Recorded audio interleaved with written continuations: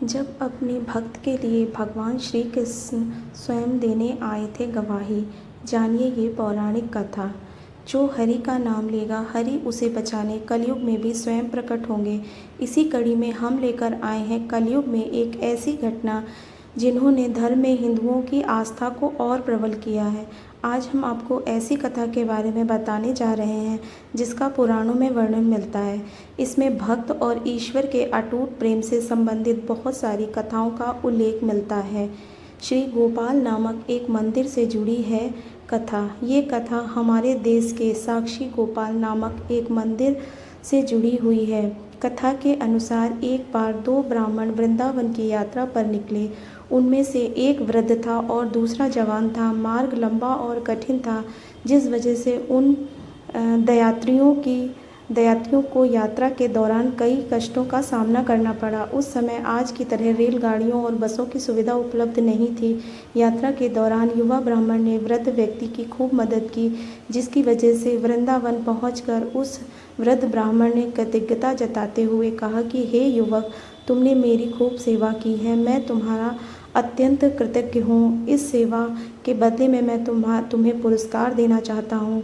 पर उस युवा ब्राह्मण ने पुरस्कार लेने से मना कर दिया, जिसके बाद वृद्ध व्यक्ति हठ करने लगा। फिर उस वृद्ध व्यक्ति ने अपनी जवान पुत्री का विवाह उस ब्राह्मण युवक से करने का वचन दिया। ब्राह्मण युवक ने वृद्ध व्यक्ति को समझाया कि ऐसा नहीं हो सकता, क्योंकि आप बहुत अमीर हैं और मैं तो बहुत गरीब ब्राह्मण हूँ। फिर भी वृद्ध व्यक्ति अपनी हट पर अड़ा रहा और फिर कुछ दिन तक वृंदावन में रहने के बाद दोनों घर लौट आए। वृद्ध व्यक्ति ने अपनी बेटी का विवाह ब्राह्मण युवक से तय कर दिया। वृद्ध व्यक्ति ने सारी बातें घर पर आकर बताई कि उसने अपनी बेटी का विवाह एक ब्राह्मण से तय कर दिया है, पर पत्नी को यह सब मंजूर नहीं था। उस वृद्ध पुरुष की पत्नी ने कहा कि अगर आप मेरी पुत्री का विवाह उस युवक से करेंगे तो मैं आत्महत्या कर लूँगी। कुछ समय व्यतीत होने के बाद ब्राह्मण युवक को चिंता होने लगी कि वृद्ध अपने वचन को पूरा करेगा या नहीं। फिर ब्राह्मण युवक से रहा ना गया। उसने वृद्ध ब्राह्मण के पास जाकर उसको अपना वचन याद कराया, तो वृद्ध पुरुष मौन रहा और उसे डर था कि वह अपनी बेटी का विवाह इससे करवाता है तो उसकी पत्नी अपनी जान दे देगी। वृद्ध पुरुष ने कोई उत्तर नहीं दिया।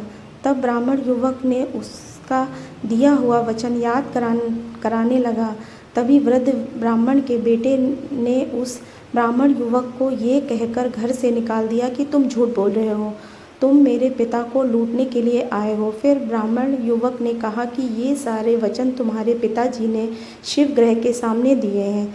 तब वृद्ध व्यक्ति का ज्येष्ठ पुत्र, जो भगवान को नहीं मानता था, युवक को कहने लगा कि अगर तुम कहते हो कि भगवान इस बात के साक्षी हैं तो यही सही।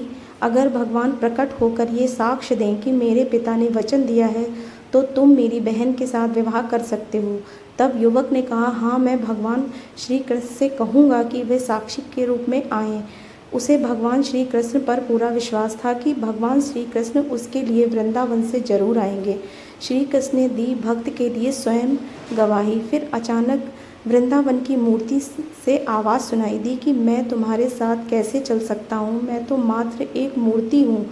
तब उस युवक ने कहा कि जब मूर्ति बात कर सकती है तो साथ में चल सकती है।